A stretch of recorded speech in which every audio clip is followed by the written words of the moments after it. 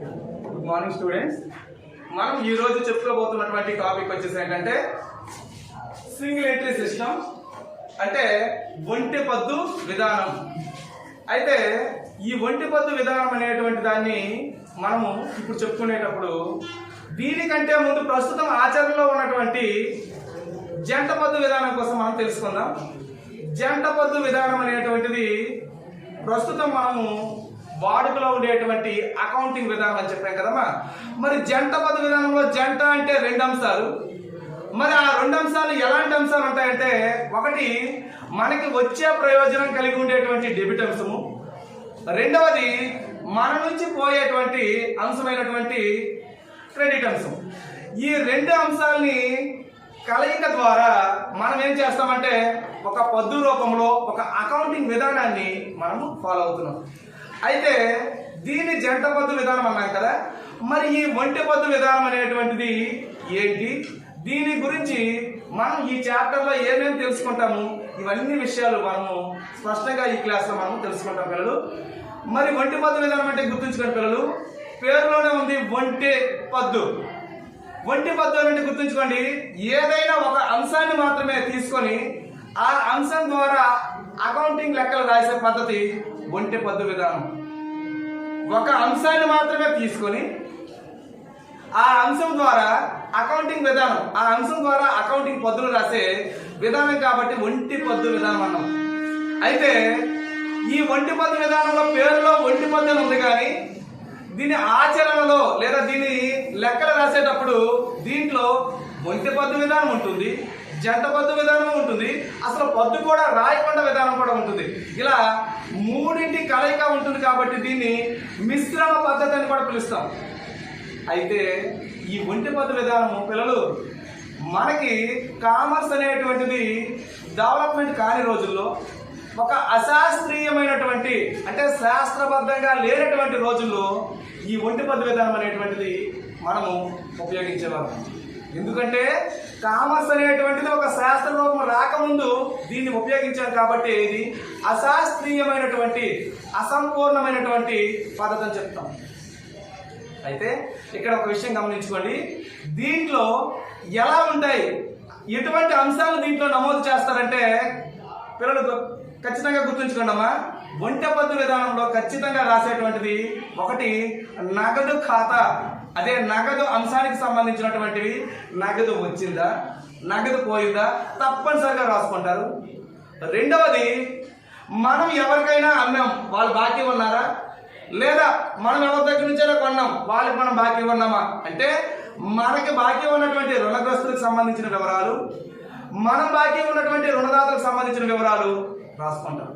మీకు ఇక్కడ ఏం తెలుస్తుందంటే నగదుకు సంబంధించినటువంటి వివరాలు నమోదు కాబడతాయి, నెక్స్ట్ రుణగ్రస్తులకు సంబంధించినటువంటి వివరాలు నమోదు కాబడతాయి, రుణదాతలకు సంబంధించినటువంటి వివరాలు నమోదు కాబడతాయి. అంటే ఇందులో రాసేటువంటివి ఏంటంటే ఒక అంశాన్ని మాత్రమే వాడు తీసుకుంటాడు, రెండవ అంశాన్ని తీసుకోడు. ఓకే పిల్లలు, అయితే దీనికి సంబంధించి ఒక చిన్న వివరణ మీకు చెప్తానంటే ఒంటి పద్దు విధానంలో ఎలా రాస్తాడు అని అంటే ఒకసారి గుర్తుంచుకోండి పిల్లలు. ఒక్కసారి చూడండి, మనకి ఈ ఒంటి పద్దు విధానంలో ఒక వ్యవహారం జరిగింది అనుకోండి అమ్మ. ఒంటి పద్దు విధానంలో ఒక వ్యవహారం జరిగింది. ఓకే చూడండి, ఏంటో వ్యవహారం అంటే చూడండి,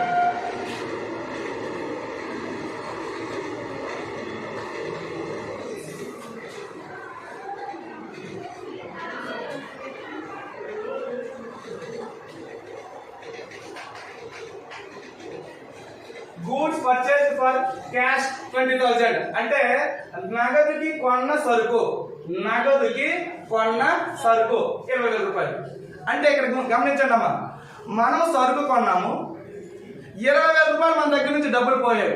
ఇక్కడ ఏం చేస్తామంటే ఈ ఒంటి పద్దు విధానం ఎందుకు తప్పు అశాస్త్రీయం అన్నదంటే మన దగ్గర నుంచి పోయినటువంటి ఈ 20,000 రూపాయల పుస్తకంలో రాసుకుంటాడు. మీకు చెప్పాను కదా నగదు వ్యవహారాలు రాస్తున్నాడని, డబ్బులు 20,000 రూపాయలు పోయావనే రాసుకుంటాడు, డబ్బులు 20,000 రూపాయలు పోయావనే రాస్తాడు, కానీ సరుకు వచ్చిందని మరి రాసుకోడు.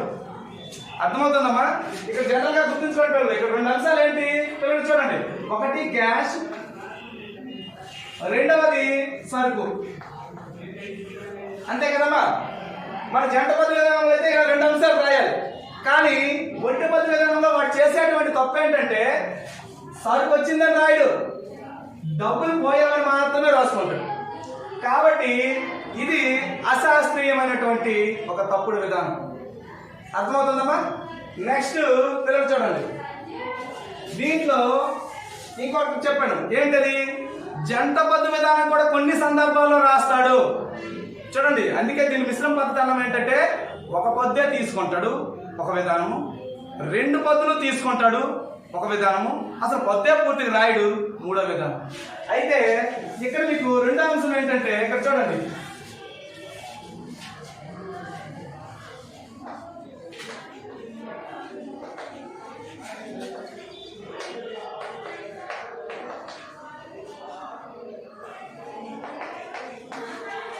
Cash received from Kiran 30,000 rupees. అంటే కిరణ్ నుంచి వచ్చిన నగదు, కిరణ్ నుంచి వచ్చిన నగదు అని చెప్పేసి ఇది సెంటెన్స్. దీంట్లో మాత్రం రెండు రాస్తాడు. ఏంటి? వచ్చిన డబ్బులు రాస్తాడు. ఓకేనమ్మా? ఇక్కడ పర్సన్ ఎవరు? కిరణ్. కిరణ్ చూడండి, మీకు ఆల్రెడీ చెప్పాను, ఒంటి పద్దు విధానంలో ప్రధానంగా వాడు రాసేటువంటి అంశాలు ఎలాంటివి రాస్తాడంటే చూడమ్మా, ఒకటి క్యాష్ సంబంధించి, రెండవది రుణగ్రస్తులు అన్నాను, మూడవది రుణదాతలు. అంటే ప్రధానంగా వాడు దృష్టి పెట్టేటువంటివి మూడు అంశాలు దృష్టి పెడతాడు. ఒకటి డబ్బులు వచ్చాయా, డబ్బులు పోయావా, రెండవది మనం ఎవరికైనా బాకీయా లేదా మనకెవరైనా బాకీయా, అలా రాస్తాడు. అంటే ఈ మూడు అంశాలని వాడు పుస్తకాలు రాసుకుంటాడు. అయితే ఇక్కడ ఈ వ్యవహారంలో చూస్తే చూడండి, క్యాష్ రిసీవ్డ్ ఫ్రమ్ కిరణ్ అని అన్నాడు, కిరణ్ నుంచి వచ్చిందని చెప్పాడు. కిరణ్ నుంచి డబ్బులు వచ్చాయి అని అంటే కిరణ్ అనేటువంటిది దీంట్లో ఉంటాడు కదా, ఈ రెండింటిలో ఉంటాడు కదా, కాబట్టి దీంట్లో ఒకసారి రాస్తాడు. వచ్చిన డబ్బులేనా కాబట్టి క్యాష్ బుక్ లో రాస్తాడు. అలా ఈ వ్యవహారము రెండు తీసుకుంటాడు. ఇక్కడ జంట పద్దు విధానం సూత్రాన్ని ఇక్కడ ఫాలో అవుతున్నాడు. అందుకే ఈ సింగిల్ ఎంట్రీ సిస్టమ్ అనేటువంటిది ఒక అశాస్త్రీయమైనటువంటి విధానం అని మనం చెప్తాం.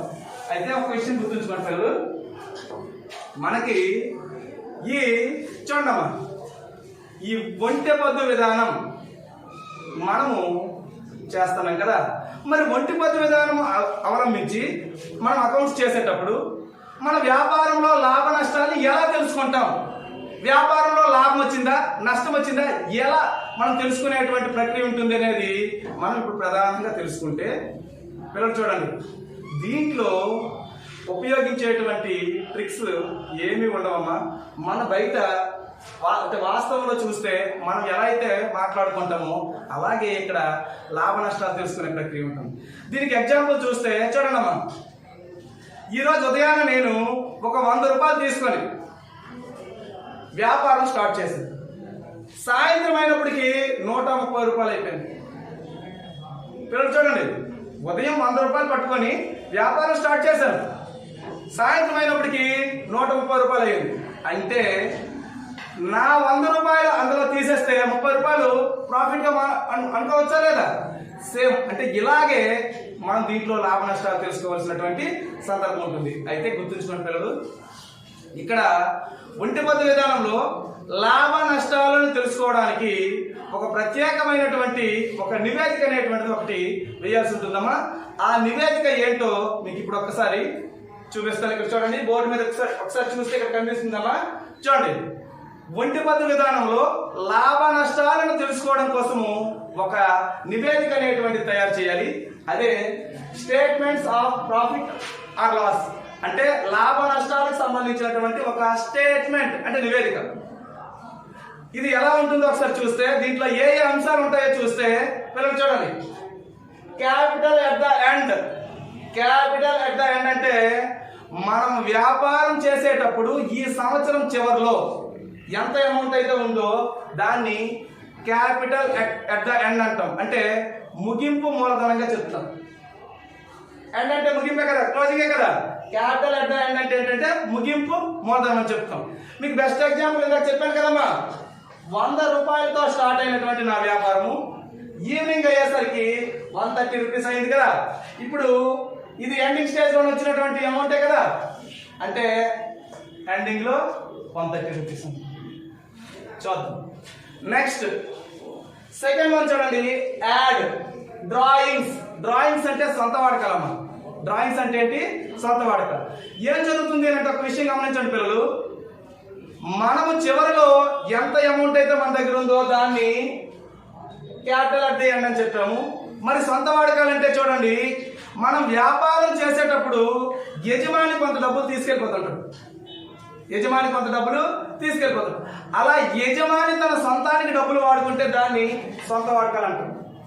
ఆ సొంత వాడకాల్ని ఈ క్యాపిటల్ అట్ ది ఎండ్ కి మనము యాడ్ చేయాలి. అర్థమవుతుందమ్మా? యాడ్ చేస్తూ క్రిందికి తీసుకురావాలి. నెక్స్ట్ పిల్లలు, ఇది క్లోజింగ్ లో ఉన్నటువంటి డేటా అయితే ఇక్కడ నుంచి వ్యాపారం మధ్యలో మనకి డబ్బులు కావాలి అంటే మనం తీసుకెళ్ళినటువంటి డబ్బులు వ్యాపారానికి చాలలేదు, మధ్యలో ఇంకా కొంత అదనంగా కొంత అమౌంట్ తీసుకొచ్చామనుకోండి, దాన్ని ఇక్కడ రాసుకోవాలమ్మా. అడిషనల్ క్యాపిటల్ అనే దీంట్లో చూడండి అమ్మా, లెస్ అడిషనల్ క్యాపిటల్ అంటే మనము మీకు ఆల్రెడీ చెప్పిన పిల్లలు చూడండి, రోజు చివరిలో 130 రూపాయలు ఉంటే మనం 100 రూపాయలు స్టార్ట్ చేసాం కదమ్మా, మనం తీసేస్తే 30 రూపాయలు ప్రాఫిటే కదమ్మా. అయితే ఇక్కడ విషయం గమనించండి, మనకి చివరిలో ఉన్నటువంటి మొత్తము మధ్యలో సంస్థల నుంచి డబ్బులు తీసుకున్న మొత్తము ఈ రెండు కలిపి మన దగ్గర ఉండాల్సినవి. దానిలో నుంచి మనం వ్యాపారం కోసం పెట్టిన ప్రతి పైసా తీసేస్తారు. అలా తీసేయాలంటే ఇక్కడ ఫస్ట్ తీసుకున్నది ఏంటంటే మధ్యలో మనకి డబ్బులు చాలాగా తీసుకొచ్చినటువంటి మూలధనాలు తీసేస్తున్నాము. యాడ్ చూడండి, లెస్ అడిషనల్ క్యాపిటల్ అయిపోయింది. నెక్స్ట్ ఏముందంటే చూడమ్మా, less capital at the beginning. Less capital at the beginning అంటే గుర్తుంచుకోండి పిల్లలు, ఇక్కడ ఒక విషయము, మనం వ్యాపారం స్టార్టింగ్ లో ఎంత డబ్బులు అయితే పెట్టామో ఆ డబ్బుల్ని క్యాపిటల్ అట్ ద బిగినింగ్ అని అంటాం. అంటే చివరిలో ఉన్నటువంటి మొత్తం నుంచి ఈ మొత్తాలన్నీ తీసేయండి. ఇలా తీసివేయగా వచ్చినటువంటి గ్రాస్ ప్రాఫిట్ అంటాం. దీన్ని ఏమంటామమ్మా? గ్రాస్ ప్రాఫిట్ అని అంటాం. స్థూల లాభం అని చెప్తాం. స్థూల లాభం చేసిన తర్వాత కూడా కొన్ని వ్యాపార సంస్థలలో అదనమైనటువంటి సర్దుబాట్లు ఉంటాయమ్మా, అదే adjustments.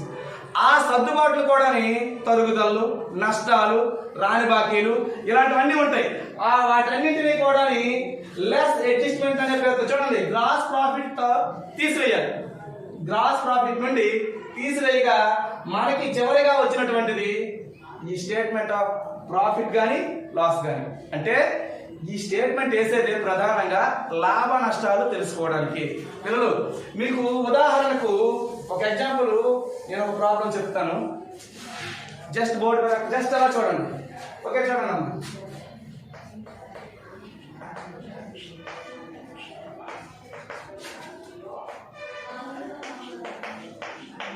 Opening capital 30,000,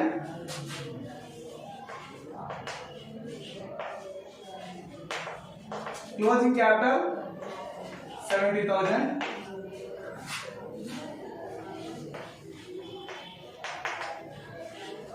drawings 5,000, additional capital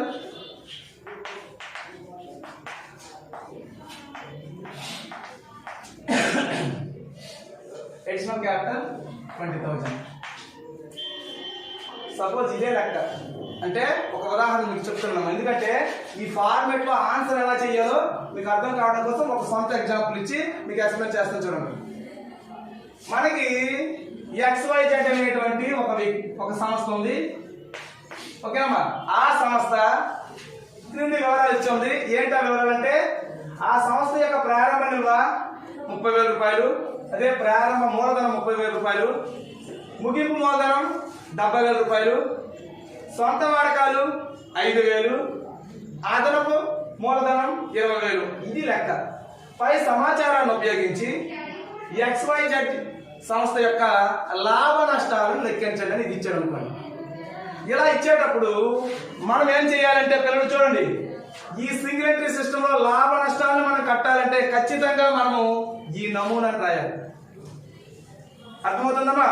లాభ నష్టాలు కట్టాలంటే ఖచ్చితంగా ఈ నమూనా రాయాలి. ఈ నమూనా ప్రకారమే మనము లెక్క ఆన్సర్ చేసుకుంటూ వెళ్ళాలి. అయితే ఒక్కసారి అబ్జర్వ్ చేస్తే ఒకసారి చూడండి అమ్మా, దీంట్లో ఒక్కొక్కటి చూడండి ఆన్సర్ చేస్తాం.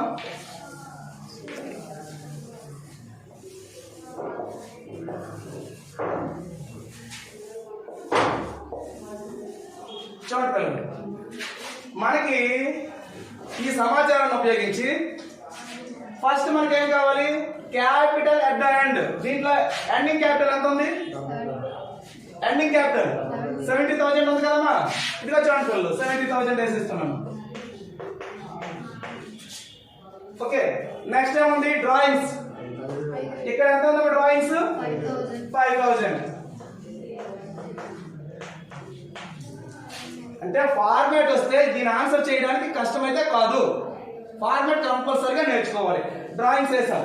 ఇక్కడ యాడ్ అనే సింబల్ ఉందా? యాడ్ అనే సింబల్ ఉంది కదమ్మా, కాబట్టి యాడ్ చేయాలి. యాడ్ చేస్తే 75,000. ఇప్పుడు చూడండి, ఇమీడియట్ గా దీని నెక్స్ట్ స్టెప్ ఏముంది? లెస్ అడిషనల్ క్యాపిటల్ అన్నాడు. అంటే అదనంగా ఏదైనా మూలధనం తీసుకొస్తే ఆ మూలధనాన్ని ఖచ్చితంగా ఇక్కడ రాయాలి. మనకి లెక్కలో అడిషనల్ క్యాపిటల్ అని ఇచ్చినాడా లేదా? ఎంత ఇచ్చినాడు?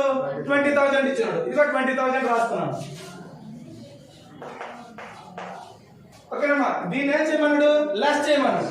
లెస్ కాబట్టి దీనిలో నుంచి లెస్ చేయాలి. చేస్తే 55,000. ఓకేనమ్మా, ఇంకా చూడండి పిల్లలు, ఈ లెక్కలో మనము రాస్తాము. ఏం మిగిలింది? Opening capital. దానికి సంబంధించి ఇక్కడ చూడండి, capital at the beginning. Beginning అన్నా ఇక్కడ ఓపెనింగ్ అన్న ఒకటే కదమ్మా, కాబట్టి దాని విలువ వేసుకుంటాము. ఇదిగో 30,000 వేస్తే మనకి 25,000 రూపీస్ అనేటువంటిది గ్రాస్ ప్రాఫిట్ గా వచ్చింది. మరి ఈ లెక్కలో ఏమైనా అడ్జస్ట్మెంట్స్ ఇచ్చాడా? ఇవ్వలేదు. కాబట్టి డాష్. మనకు వచ్చిన ప్రాఫిట్ క్రిందకి దించుకోవాలి. ఇదిగో, ఒకవేళ ఏమైనా అడ్జస్ట్మెంట్ ఇచ్చాడు అనుకోండి, అవి కూడా తీసేస్తాం. లెస్ అని ఉన్నాడు కదా, అవి కూడా తీసేయాలి. ఒకవేళ ఇస్తే తీసేస్తే మనకి నికర లాభం, నెట్ ప్రాఫిట్ అనేటువంటి నికర లాభం వచ్చేస్తుంది. పిల్లలు ఒక్క నిమిషం చూడండి, మరి ఈ లెక్కకి మనం ఆన్సర్ చేస్తాం కదమ్మా. అయితే చూడండి, ఒకవేళ ఈ స్టేట్మెంట్ కి అవసరమైనటువంటి డేటా మన దగ్గర లేదనుకోండి, అప్పుడు మనం ఎలా చేస్తాం? మరి లాభ నష్టాలు కట్టాలా లేదా? పిల్లలు చూడండి, మనము లాభము నష్టము కట్టాలంటే ఈ ఒంటి పద్దు విధానంలో ఖచ్చితంగా 2 అంశాలు ఉండాలి. ఒకటి క్యాపిటల్ ఎట్ ద ఎండ్, అంటే ముగింపు మూలధనం ఖచ్చితంగా ఉండాలి. Second one capital at the beginning, ప్రారంభ మూలధనం. ఈ 2 ఉంటే లాభం నష్టం కట్టవచ్చు. మరి ఒకవేళ ఈ 2 విలువలే లేవనుకోండి, దాన్ని ఏం చేస్తాం? అలాంటి సందర్భంలో పిల్లలు చూడండి, ఒకవేళ చూడండమ్మా, ముగింపు మూలధనం కానీ ప్రారంభ మూలధనం కానీ ఇవ్వని పక్షంలో లేకపోతే ఏం చెయ్యాలి అంటే చూడండి, మనకి ఇక్కడ ఇచ్చినటువంటి డేటాను రాస్తాము. సపోజ్ వినడం, ముగింపు మూలధనమే లేదనుకోండి, అంటే ఈ అమౌంటే లేదనుకోండి, ముగింపు మూలధనం లేదనుకున్నప్పుడు దీన్ని కనిపెట్టాలి. ఈ ముగింపు మూలధనాన్ని కనిపెట్టాలి. మరి మూలధనాన్ని కనిపెట్టాలంటే దీనికి ఒక ఫార్ములా ఉందమ్మా. ఇదిగో చూడండి పిల్లలు, capital equals to assets minus liabilities.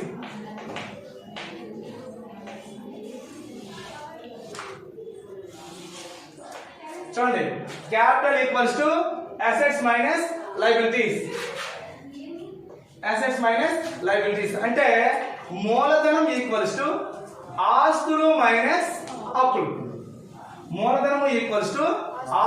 Minus అప్పులు. అయితే మనకి ఇచ్చిన లెక్కలో ఎలా ఇస్తాడంటే చూడండమ్మా, ఇలా కొన్ని అంశాలు ఇస్తాడు. అందులో కొన్ని ఆస్తులు ఉంటాయి, కొన్ని అప్పులు ఉంటాయి. మనం ఈ వివరాలను చూసుకొని ఈ చూడండి ఈ మూలధనం కనిపెట్టాలన్నప్పుడు ఈ స్టేట్మెంట్ వేసుకోవాలి. ఇక్కడ చూడండి, ఇక్కడ స్టేట్మెంట్ ఉందమ్మా.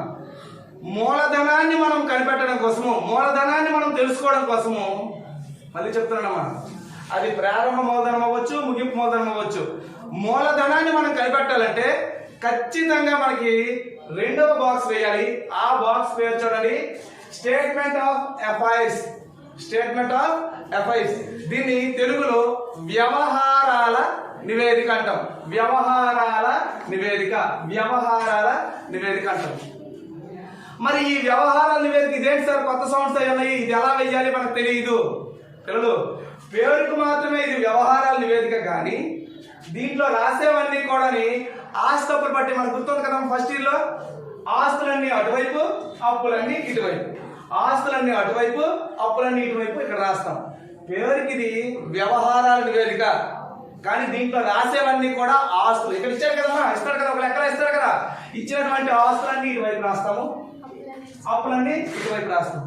రాసిన తర్వాత ఇక్కడ ఫార్ములా ఉంది కదా, capital equals to assets minus, అంటే ఆస్తుల టోటల్, ఆస్తుల టోటల్ మైనస్ అప్పులు ఆల్రెడీ రాసి ఉంటాయి కదా, ఈ అప్పుల్ని టోటల్ చేసి తీసివేస్తే ఎంత వస్తుందో ఆ బ్యాలెన్సింగ్ ఫిగరే మనకి మూలధనం. అర్థం చేసుకోండి పిల్లలు. కొన్ని లెక్కల్లో ముగింపు మూలధనం కానీ ప్రారంభ మూలధనం కానీ లెక్కలో ఇవ్వడు. అలా ఇవ్వనప్పుడు మనం కనిపెట్టాలి, అంటే తెలుసుకోవాలి. మనం తెలుసుకోవడానికి ఈ నివేదిక వేయాలి. ఈ నివేదిక పేరు వ్యవహారాల నివేదిక, స్టేట్మెంట్స్ ఆఫ్ అఫైర్స్ అని అంటాం. ఈ వ్యవహారాల నివేదిక వేయడం ఎలా అంటే ఆస్తి అప్పులు పట్టి వాళ్ళే ఆస్తులన్నీ అటువైపు, అప్పులన్నీ ఇటువైపు రాసిస్తాం. రాసిన తర్వాత ఆస్తుల్ని టోటల్ చేస్తాం. ఓకేనమ్మా. అప్పుల్ని టోటల్ చేయము, అప్పులన్నీ ఇక్కడ ఉంటాయి కదా, రఫ్ లో మనం క్యాలిక్యులేట్ చేసి ఈ ఆస్తుల టోటల్ లో నుంచి ఈ అప్పుల టోటల్ తీసేస్తే ఎంత చాలదో ఆ అమౌంట్ ఇక్కడ వేసేస్తాం. ఆ అమౌంట్ కి పేరు పెడతాం మూలధనం. మూలధనం అయితే పిల్లలు కొన్ని లెక్కల్లో ఏం చేస్తారంటే, వినండి, కొన్ని లెక్కల్లో ఏం చేస్తారంటే రెండు మూలధనాలు ఇవ్వడు. అర్థమవుతుందమ్మా? రెండు మూలధనాలు ఇవ్వడు. ఇవ్వకపోయినప్పుడు అది ఏం చేస్తాడు చూడండి, 1/1/2021, 31/12/2021 అని చెప్పేసి కొన్ని వివరాలు ఇస్తాడు. భూములు, భవనాలు, ప్లాంటు, రుణదాతలు, చెల్లింపు బిల్లులు, నెక్స్ట్ ఇంకా ఏదైనా గుడ్ విల్, ఎలా ఇచ్చాడు అనుకోండి. చూడండి, మనకి రెండు మూలధనాలు ఇవ్వకుండా రెండు రకాలైనటువంటి విలువలు ఇస్తాడు.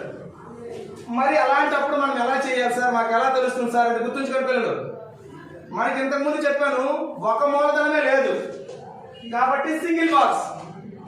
ఇప్పుడు రెండు మూలధనాలు ఇవ్వరు కదా, ఇవ్వనప్పుడు రెండు మూలధనాలకి రెండు బాక్సులు ఓపెన్ చేసి చూడండి, ఈ విలువలతోటి ఒక బాక్సు, ఈ విలువలతోటి